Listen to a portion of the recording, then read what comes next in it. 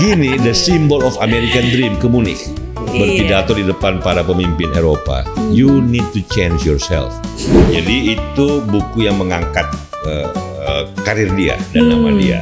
Saya pertama kali kenal dia karena bukunya. Intinya dia American Dream, simbol dari suksesnya anak hillbilly ini, anak kampung dari pegunungan Appalachia, sekolah cari beasiswa, sekolah setengah mati, ibunya pemadat, keluarganya rusak gitu ya, dipelihara neneknya jadi wakil presiden dalam usia 42 tahun.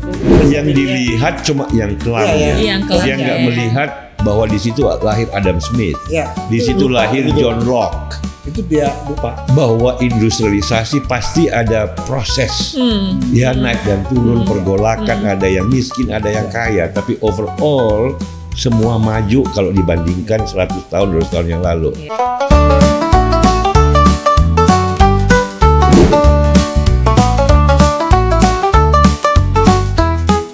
Di Washington, di Amerika ada Doge, ada Elon Musk.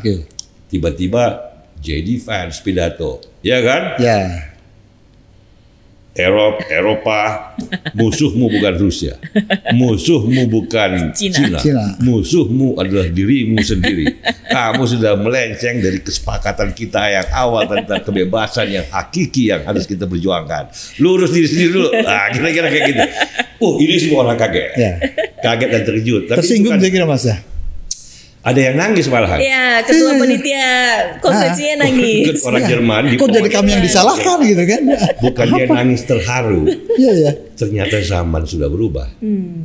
Ternyata ini perubahan zaman. Amerika kok tega-tega amat. Iya. Bang, aku penasaran nih sama adik kelasnya Bang Celi.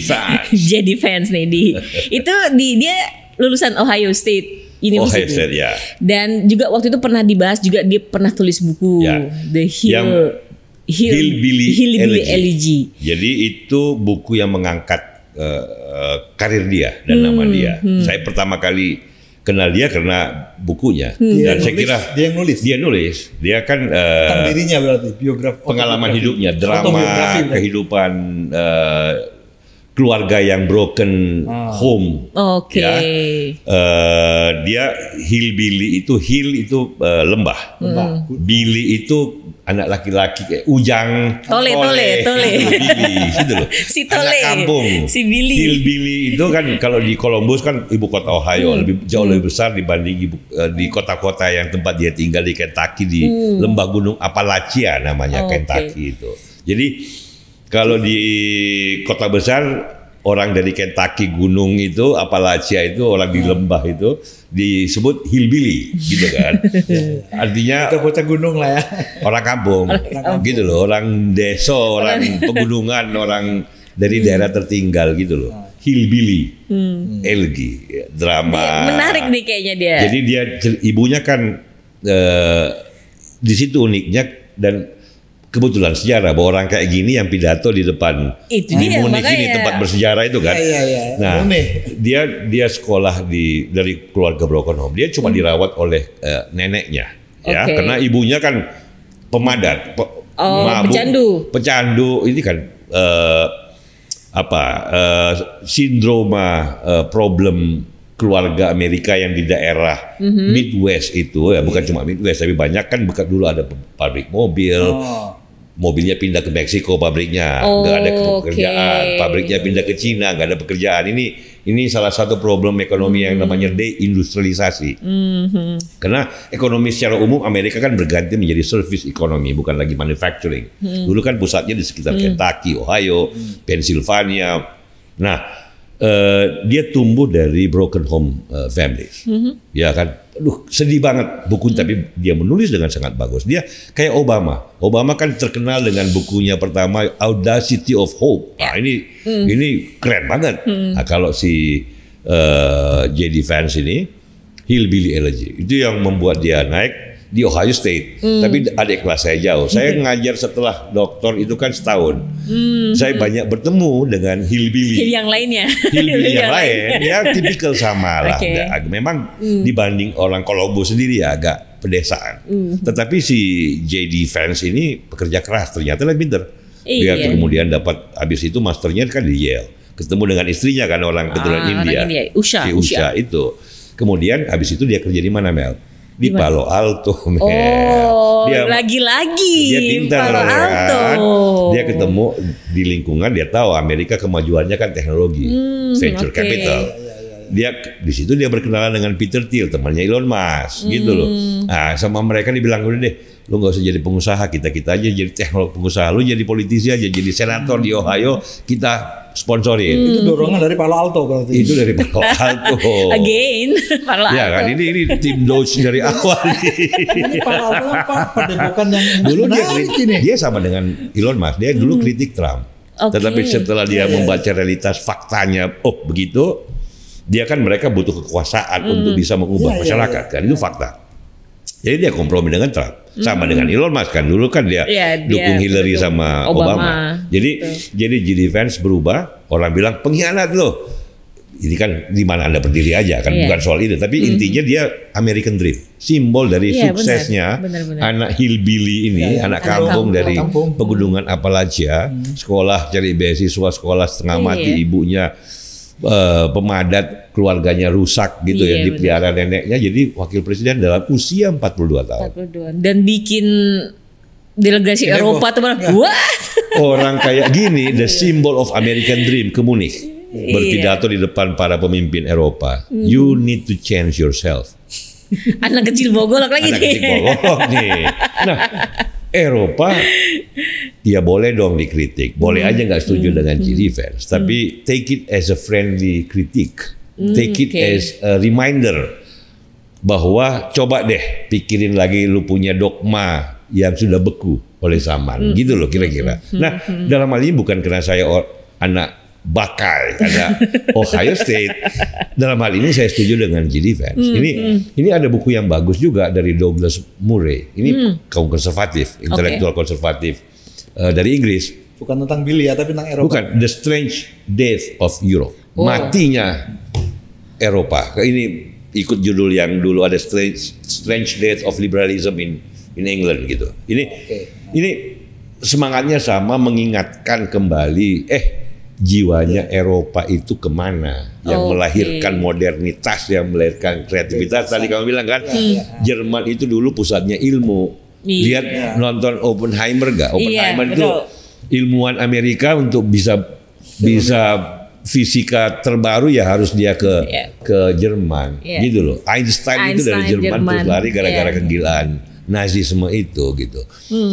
Heisenberg itu semuanya Schrödinger, itu semuanya Jerman gitu loh. Kalau filosofinya kan Inggris, demokrasi. Ini kok orang berdoa depan klinik aja kamu larang gitu, gimana sih sekarang ini? Churchill apa gunanya kalian punya pemimpin seperti? Bahayanya di Eropa sekarang, kata Douglas Murray. Ini salah satu filosofi sejarah.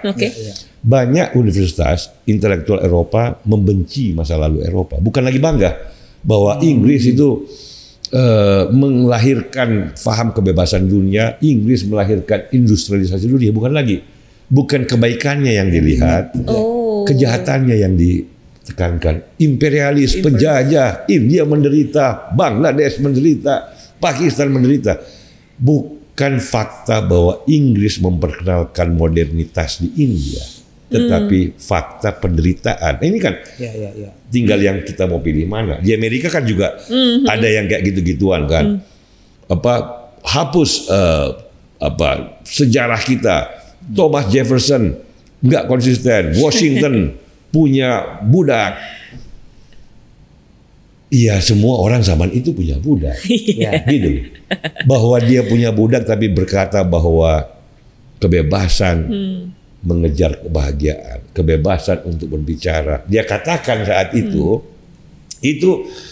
membanggakan pada zaman itu, gitu loh. Jangan lihat pada zaman ini kemudian ditarik ke belakang. Nah, katanya Douglas Murray, ini banyak orang-orang Inggris, anak muda Inggris tidak lagi bangga dengan, malah minoritas sekarang yang berkata bahwa kita bangga dengan sejarah Inggris. Mereka melihat sejarah, mereka merasa malu. Makanya Elon Musk bilang, it is okay to be proud as a German. Mereka malu lihat, kita Hitler, kita 2 kali perang dunia, kita kayak minder berkata bahwa produktif pada dunia harus sebuah bangsa yang besar dan mau produktif dan konstruktif pada dunia, harus bangsa yang percaya diri dengan dirinya sendiri. Kayak kita, bangga kita dengan Gajah Mada, bangga kita dengan Soekarno, bangga kita dengan warisan. Tentu saja nggak semua warisan baik gitu loh. Tapi kita mau pilih yang mana? Paham. Kedepannya itu, ini yang salah satu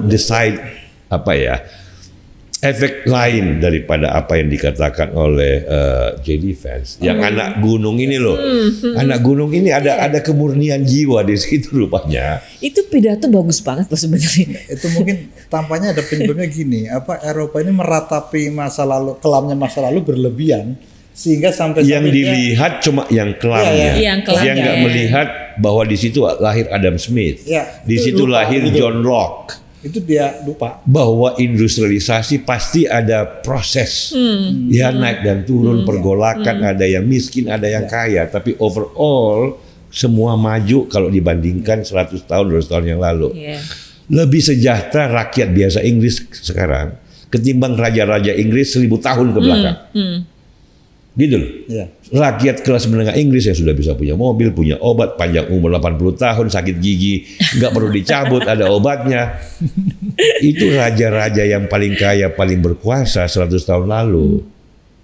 Itu nggak ada obatnya sakit gigi, nggak ada obatnya sakit perut. Kalau malaria, kalau demam, kalau flu, kalau mampus mereka. Biar nggak, bahkan WC belum ada. Bayangin istana-istana yang megah itu kalau masuk baunya minta ampun. Gitu. Pakai pispot. Nah, ini yang tidak dilihat, ini yang kata Douglas Moore. Dalam hal saya banyak tidak setuju pada dia, tetapi dia benar dalam hal itu. Gitu loh. Ini krisis Eropa bukan hanya ekonomi, bukan hanya politik, tapi krisis filosofi, pandangan hidup. Nah, itu kira-kira. Nah, JD Vance kembali lagi seolah-olah membawa 100 angin segar dari pegunungan Appalachia, menyapa Berlin dan Munich, gitu. Iya, kayak ditampar kayak. Jadi dari Kentucky menyapa Munich, nampar-nampar dikit boleh, mengingatkan Eropa, hey Eropa, the old continent, saudara tuaku yang tercinta, kamu jangan tidak percaya dengan sejarahmu sendiri. Memang Hitler harus kita hajar. Memang Hitler harus kita pelajari supaya jangan ulangi. Tapi tidak berarti orang kayak Alice Weidel ini cucunya anggota Nazi. Masa Alice Weidel ikut salah sekarang gitu loh. Masa si Giorgio Meloni dikait-kaitkan dengan Mussolini. Gitu loh. Itu forget about the past, learn from it.